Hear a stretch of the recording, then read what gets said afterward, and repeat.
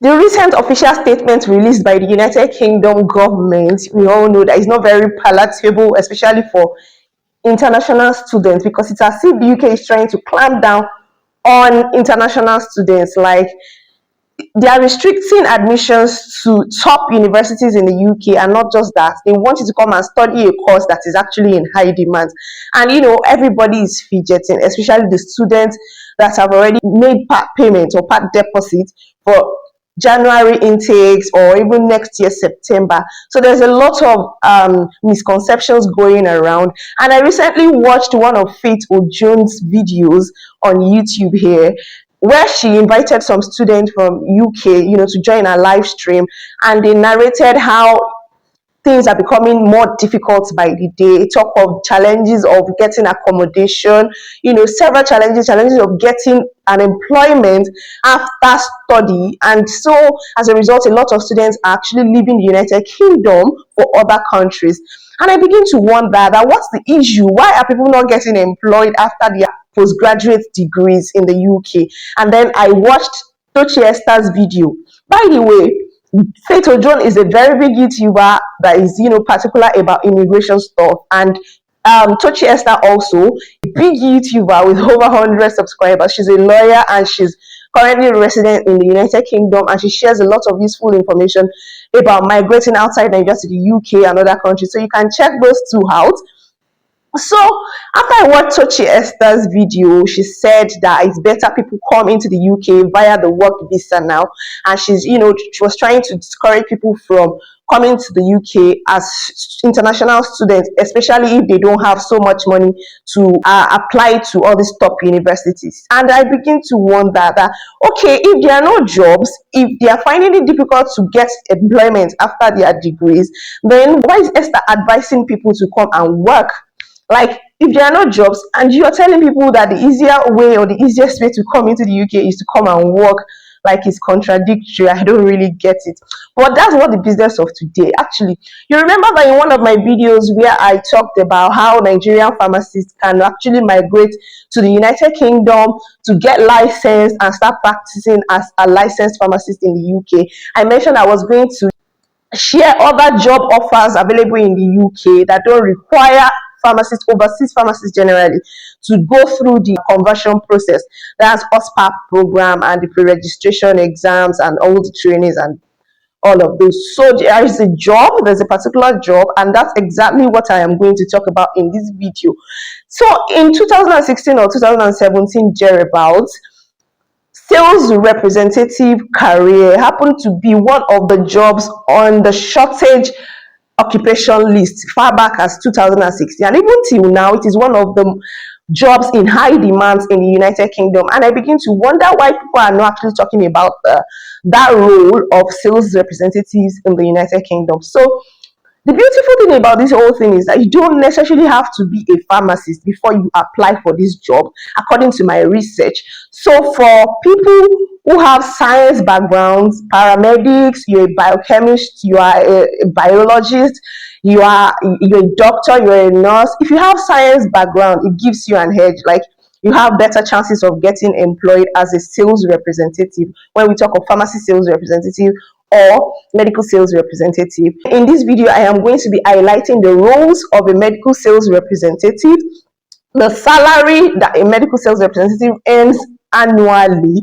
I'm going to be talking about the qualifications that are required, to employ an international graduate, and also I'm going to be talking about other benefits that sales medical representatives in the UK are enjoying. And I'm also going to drop in the description links to some of the pharmaceutical companies that often recruit medical sales representatives in the United Kingdom. I doubt if these companies issue certificate of sponsorship, but if you're already resident in the United Kingdom, maybe as a dependent or as a student who has completed his or her studies and you're looking for a job, I think the role of the medical sales representative is a good offer for you to apply for. So stay tuned and don't go away. And if you're yet to subscribe to this channel, please do smash your subscribe button on your screen. So the roles of a medical sales representative are just similar to what we have here in Nigeria. They are expected to, market to detail. They're expected to promote their products, their pharmaceutical products and pharmaceutical devices or equipment or whatever their company is manufacturing.